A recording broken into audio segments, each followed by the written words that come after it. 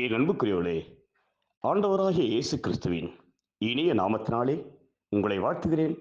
உங்கள் சகோதரன் மேத்யூ மாறன்.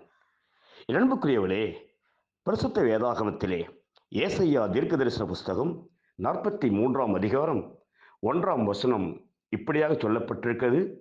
பயப்படாதே, உன்னை மீட்டுக் கொண்டேன், உன்னை பேர் சொல்லி அழைத்தேன், நீ என்னுடையவன் என்று இயேசு சொல்கிறார்.